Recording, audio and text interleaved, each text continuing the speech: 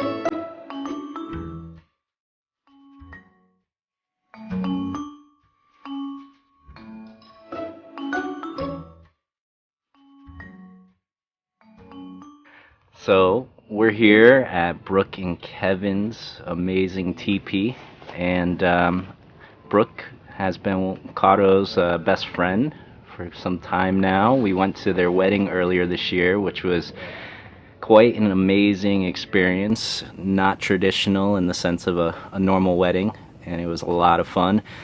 So we're here at their family's property where they have their teepee. Would you guys mind sharing a little bit about where we are and about the land here? Yeah. So I grew up here, like basically from 10 on, and I got really attached to the property.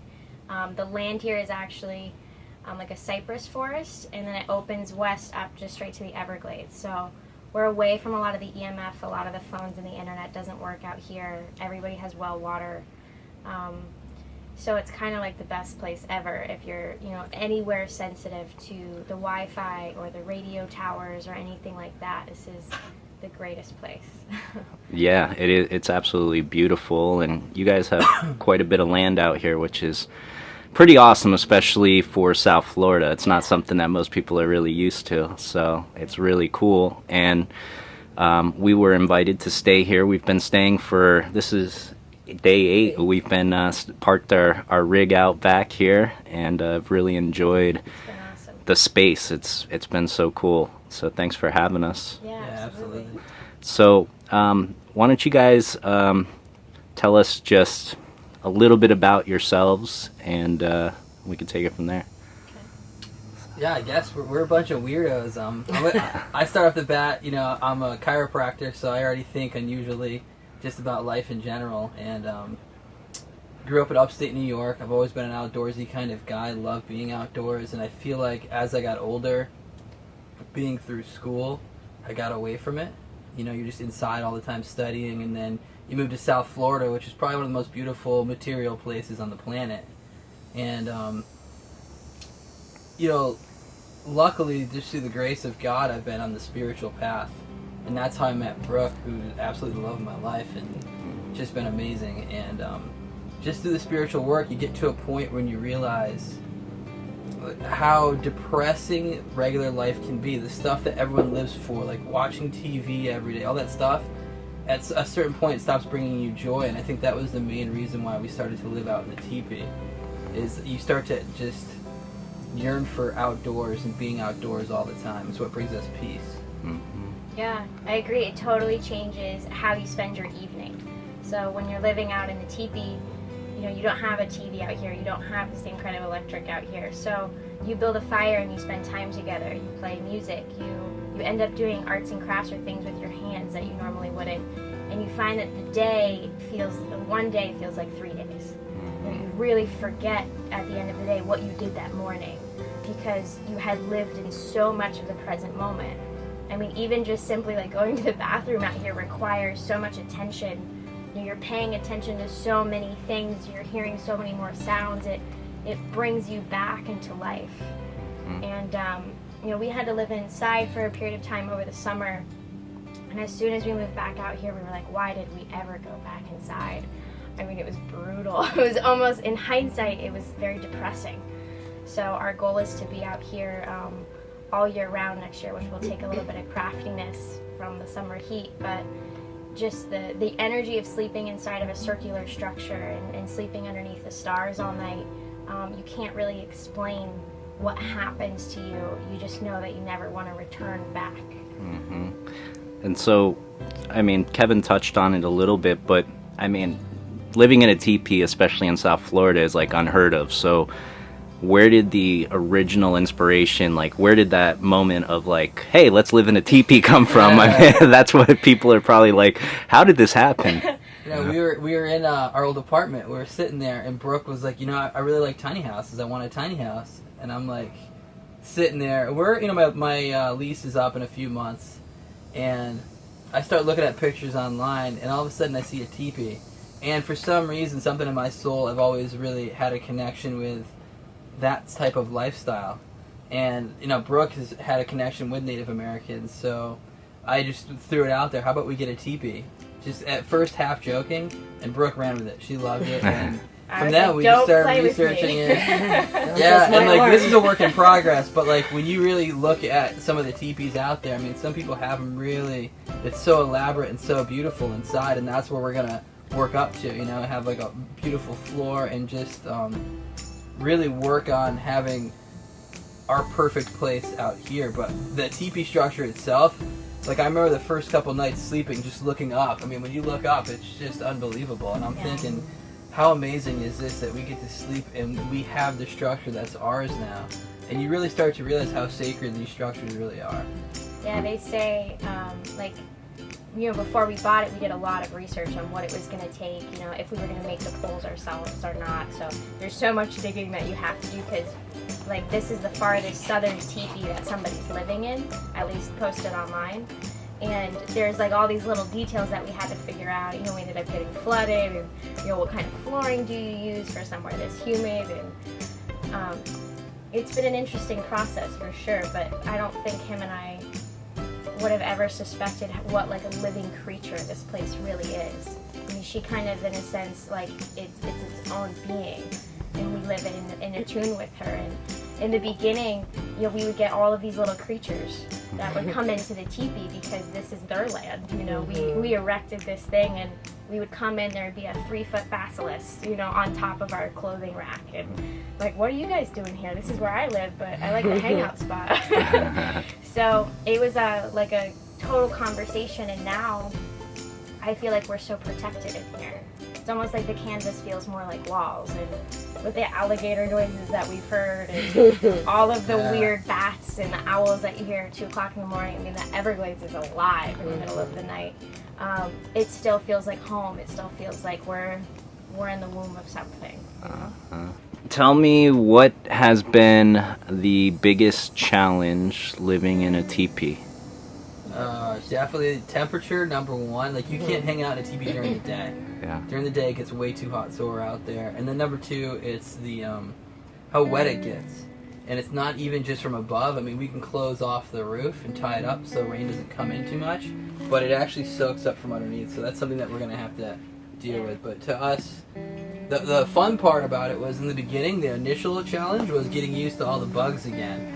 You know, it's like we live inside. It's weird that we're so afraid of bugs, but we have this fear of it. But after literally a month or two out here, it's like no big deal anymore. You kind of just get used to it. And you hear the fears in your head. You'll see a roach, and your immediate reaction is fear.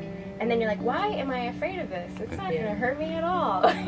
Where did this fear even come from? How ridiculous. So you start talking to the bugs a little bit, and those fears go away. I think for me, it's been making it like a place of comfort at home. It's like every day, you know, to sweep out. And I don't think it's a challenge as much anymore as it's just, you know, part of living with the land and you're taking care of it every day. Mm-hmm. It's really tough having circular walls. I mean, it's really tough finding furniture to put in here, even a bed, because the walls cave in when they go up. Yeah. So you have to be really creative when they don't make like round furniture. Yeah. You know? But I think just being patient in the whole process, whether you're living like in an RV or a tiny house or a teepee, I mean, the tiny living, there's so much adaptability from the weather or the furniture or how you set up the space. That I think that's part of the journey and part of the joy. You know, it's creating something from your own imagination because there's not a pile of research or a teepee store you can go to. Right. So, what would be the coolest experience or the biggest benefit of living in the teepee? There you go ahead, babe. For me, it's sleep. I had like nightmares my whole life, and in my old apartment, it like used to be my bedroom was like a sacred space. I had like golden canopies and crystals everywhere, and anything to kind of make the sleeping process like a lot lighter and more comfortable. And the sleep out here and the dreams and the recharge, I can't explain to you. I feel like I don't even sleep when I'm inside of a square structure anymore. I'm just completely recharged when I wake up in the morning. And then the dreams are unbelievable. I mean, something about being around the vibration of the crickets and the vibration of hearing the owl sounds. I mean, I don't know what's happening on a scientific level, but I know energetically, I mean, I would rather sleep out here in the rain, cold, and sunshine and hurricanes than ever sleeping inside. Yeah. Yeah, for me, it's just all the small things. It's like being able to have a fire while you fall asleep at night right there. I mean, it's unbelievable. Hearing, like right now, you can hear the cicadas. Like, those are the small things that I think we forget when we live inside. Right. And they bring so much peace to you when you're just sitting there during the day. Like, it feels like I'm a kid again. That's kind of like the biggest benefit. And then our animals love it. We have 2 dogs, 2 cats. The cats can just kind of come in and out whenever they want. So it's just been great. Chase lizards everywhere. Yeah. All the time. Yeah. So, living in a teepee, you guys have been here for 8 months? Yeah. So, what would you tell someone that's looking to try an alternative way of living? Tiny house, possibly a teepee. A lot of people have so much fear. I mean, what would you tell them to give them the motivation or inspiration to do it and follow their dreams? I would say, be adaptable and start small. Now that we have the teepee, Kevin and I have really talked about maybe in the future if we have kids, building a different type of tiny structure. But really being patient, and I think you guys can attest to that too. When you start this process, it's not like moving into a townhome. There's a lot of the little things that will need a lot more attention than you ever thought. Getting rid of things, learning the things that you value. You learn a lot about each other if you do it with someone. Particularly about what they value, what you value, how to make the space distinct for both of you. So just looking at it way more like a journey. I wish somebody would have told us that when we erected it, because we tried to make this space so much more than what it is now. And you try to force it in the beginning. It's weird because you come from living in these modern, especially in South Florida, modern, brand new indoor places, and then you have like these the little teepee. And you try to, your mind, you still have the mindset of that material life. Yeah, so you try art over here. Yeah, it's like little marble floors, and it's like $100,000 to do it. And it's like, okay, let's not force it. Let's go step by step, build it together. Let's have fun together. And you really start to realize what's really important. I mean, we got rid of probably 90% of our stuff. Yeah. We just boxed it up. We never used it. Yeah, we got a storage space, and we kind of did the exercise. Unlike you guys who are just selling it, we put it in a storage space and said, okay, whatever we don't use in the next 6 to 8 months is the stuff that we don't need. Yeah. And that to us by itself spoke a lot of words. It was like, wow, we haven't even been there. Mm-hmm. what do we truly? It's kind of like, just close your eyes and give it away. Yeah. Right. Even the tapestries that we had up, it's like as you change and as you grow into the space starts to speak to you, I think, no matter what home you're in. So just kind of taking it slow almost. Mm-hmm. And I see you guys have a lot of other projects in the works here. Tell us about, the evolution of this teepee living. I mean, what are your plans for all the stuff you have going on out back? essentially, this is going to be our bedroom. So this is going to be pretty much just where we sleep at night and reside at night, have a fire here and there. And maybe eventually we want to invite people to have like a philosophy night around the fire, like have a teepee night with a guest speaker, and we sit around here. But outside, that's going to be kind of our living room. So we have kind of a decking area, have a beautiful little pond out there, and we're building kind of a screened-in outdoor kitchen out there. So our hopes is we wake up in the morning, we go to our little screened-in kitchen, have a cup of coffee, and we spend most of our time out here, away from the Wi-Fi, away from, electricity. Outdoor shower. Yeah, eventually outdoor shower, outdoor bathroom, and kind of get into it that way. Out here in order to It's see gonna look what's so going different on. when it's done. It looks like That's shit cool. right now. Sweet. But Like we have colors. like all of these weird brick pavers and You created. So, yeah, I like it. it's weird. It's weird to be. Now that I'm looking at it, like from their perspective, it's like, huh. But we're in the midst of it, Kev. When you're when you're building something. Yeah, it looks like a fucking like a basement. It's like weird, That's what But it I'm won't saying. look like that for a long time. I mean, No, like I not said, at all. No, It's a work in progress. It's gonna clean up really nice. We're Yeah. learning so Cool. much ridiculous shit right now. Like we're gonna have to plumb it in here, Mhm. and then like we're not legally hooked up into like the well, like a drainage. So like we'll have to only use like biodegradable and like have the bucket that comes out at the bottom and like toss it every 5 gallons. You know what I mean? Yeah. And then like even to get a fridge out here, we don't have enough power. So it's like we're talking about like is there propane type fridges or like the tiny living? You're like, okay, shit. That's We gotta figure is there it a out. solar paneled one? Ours is off of gas, our fridge. Mhm. Okay. Yeah. It's electric gas, so it still needs a little bit of Electric to get Electric. it going. Mhm. Well, we have a little bit. We have like a light and a fan That- and like a that's coffee all you machine need, that it yeah. can handle. So that's awesome. So you're gonna continuously expand and build this up. So if you guys do have a family, or you guys can kind of grow into that, what would you say is the best resource for someone looking to live this kind of lifestyle? I mean, where do you guys find your information? Is there a specific place that people could look? I think just like you guys, we started following people that were doing it. That looked up a lot of the vanual people who build out their vans for people who want to travel. We looked at a lot of the tiny house people who were living it and what their opinion was. We looked at a lot of, there's like a Teepee Valley up in Michigan. So just kind of digging in and seeing what their lifestyle is like and potentially falling in love. You'll find, I think, one of them always resonates a little bit more, depending if you're more of a wanderer or if you want to really, have your own garden and put your hands in the soil every day. We're blessed. I'm super blessed. I found the only man ever that I think would be willing to live in a teepee. But teepee.com, we really started to fall in love with the structure itself. Yeah, So- Teepee.com is all the info you can need about teepees. Yeah, and they were they're super awesome. helpful. We called them up. We actually called them. We had a little hurricane that was coming through.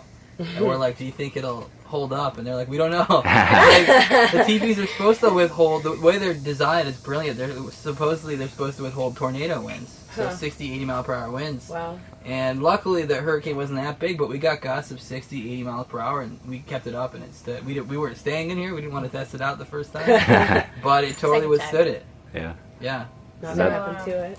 I think No. just be falling in love with it, though.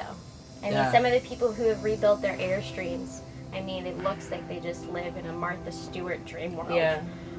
So I think just falling in love with the space, for me, I know that I've had moments, particularly with the fire in here, where I almost feel like I transcend lifetimes. I'm looking over at the fire and I'm like, what's my name again? Because it feels so familiar. So I think depending on who you are, it's trying to get back down to those roots. If you're a traveler and, if you're more of a wanderer, I think the RV lifestyle is amazing. It's really a calling though too, and a big part of us is like we have my clients over all the time for meals, and what our hopes is to have a whole area that we can invite people to and just see how we live outside, really start something new and really educate people on how really blissful this whole lifestyle is. Yeah. It really is. and that whole material life is not what brings really happiness to it. It can, it's not there's anything wrong with it, but for us it's like connecting back with nature. And we know there's a big calling for a lot of people, especially in our office, who feel depressed, they feel disconnected, and when they come in and they see a fire and they see the animals and they see nature, they feel at home again. Right. So, to leave everybody with something, is there anything that you want to share? Just anything about this lifestyle that you want to share with people? It's way more affordable than I thought it would be. The teepee, this is a huge community-sized teepee, like a 20-foot, and it cost us about $3,000. And we took it slow and easy, and we've added on when we can. But I think a lot of people have that initial fear that, you know, it's going to cost them a lot. And I feel like if they have the gusto and they have the calling to do it, to just, you know, to make it happen, you know, because I feel like it's hard to go back. Once you make that courageous step, living the normal life is kind of, it seems a little silly. Yeah, just listen to your inner voice, and if you have any calling at all to do something like this, do it. Like, you're not going to regret it. Don't be afraid about what society says or people, your family think you're weird. And we had our wedding here, and all my family was here looking at it, and you could tell half of them thought I was a little weird, but they were totally into it still too. And it's like, be proud of that. It's cool. Like, you never know whose life you're going to change by doing it. Yeah. Absolutely. And guys, we'll put the link to Kevin and Brooke. We'll put their info for Kevin's practice in the description. And do you want to tell everybody anything about your practice? Or honestly, it goes hand in hand with it. It's the greatest thing ever. I do something called upper cervical care. It's how the founder of chiropractic practice. It has nothing to do with physical pain. It has everything to do with spiritual consciousness. Essentially, you're a spirit that creates this life energy that flows up and through your spine, and if that energy gets to every cell, you express your spirit perfectly. So the main block is at the upper neck. It's the smallest bone in your spine, yet it's the most important. When it's lined up, that life travels through it. When it's off, it's like a clog that dams back the energy, and you can't fully be who you're supposed to be in this world. So essentially what I do is I take people, we put that bone back into position, and we see miracles every day. Awesome. Yeah. Very cool. Well, thank you guys so much for sharing your life. Really cool. I know a lot of people are going to be super inspired and stoked to see that people in South Florida can live in teepees, and never mind just anybody, but professionals, not just, you know, it's amazing who you see living in a teepee or in a van, or, I mean, it's professionals, you know? I mean, it could be anybody. Yeah, cool. So, really cool. Thank you guys for giving us a tour.